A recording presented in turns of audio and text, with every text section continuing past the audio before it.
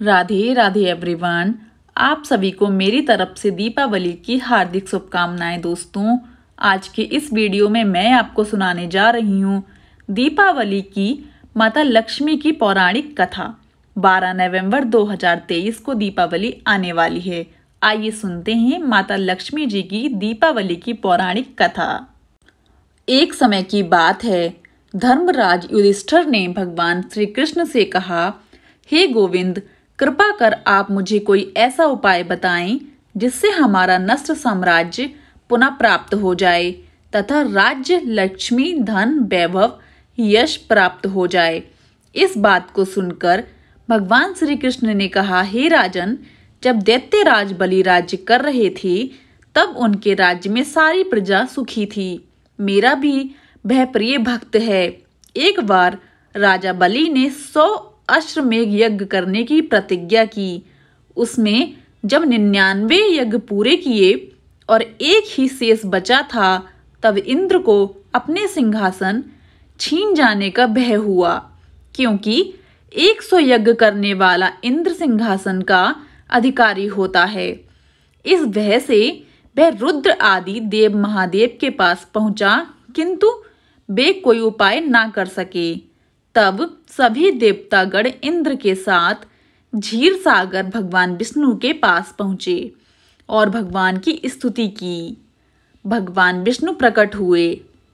उनके सामने इंद्र ने अपना दुख सुनाया। भगवान ने कहा, इंद्र, तुम चिंता मत करो, मैं तुम्हारे इस भय का अंत कर दूंगा। ये कहकर भगवान ने उन्हें अपने धाम को भेज दिया। भगवान वामन का रूप धर के राजा बलि के वहां पहुंचे।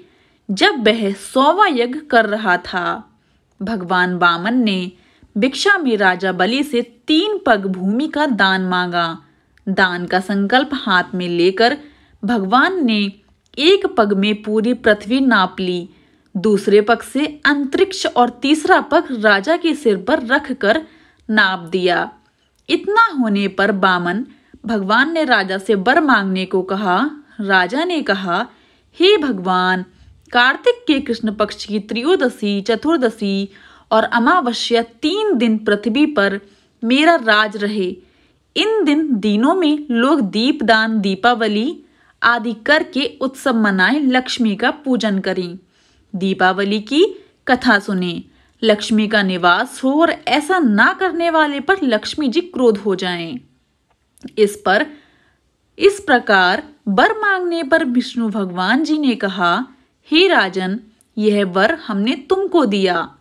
लक्ष्मी पूजन, दिवाली करने वालों के घर लक्ष्मी का निवास होगा और अंत में मेरे धाम को प्राप्त होगा।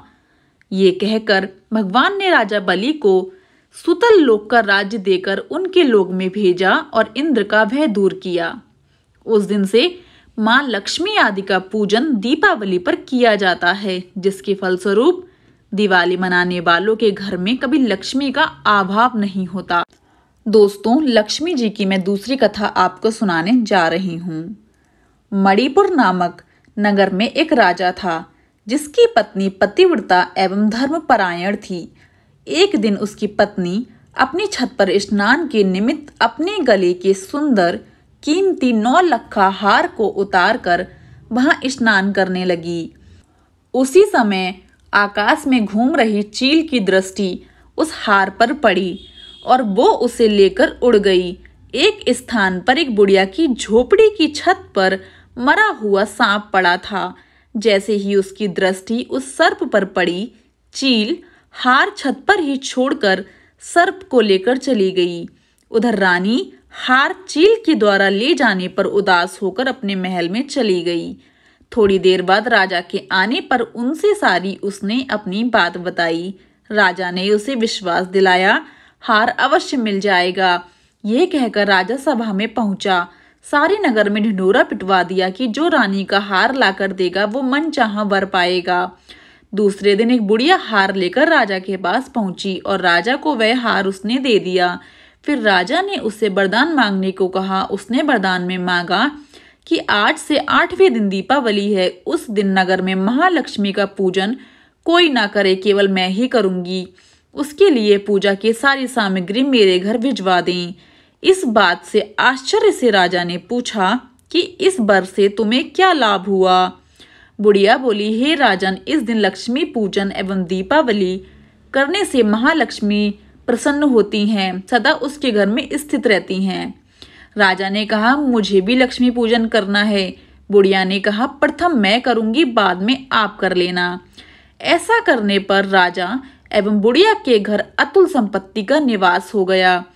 इसलिए श्री मां लक्ष्मी की प्रसन्नता के लिए बड़ी राज से लेकर रंक की झोपड़ी तक में श्री महालक्ष्मी का पूजन होता है दीपावली वाले दिन। और दीपावली की कथा सुनी जाती है। भगवान श्री कृष्ण ने कहा, हे धर्मराज युधिष्ठिर, श्री महालक्ष्मी के पूजन तथा दिवाली के उत्सव से लक्ष्मी जी की प्राप्ति होती है। इसलिए राजन, तुम भी करो, तुम्हारा खोया हुआ राज्य तुम्हें मिल जाएगा। दीपावली की कथा यहीं पर समाप्त होती है दोस्तों। अगर आपको मेरी यह कथा पसंद आई हो तो जाने से पहले मेरे चैनल को लाइक, शेयर एंड सब्सक्राइब करना बिल्कुल भी ना भूलें। Happy Diwali everyone.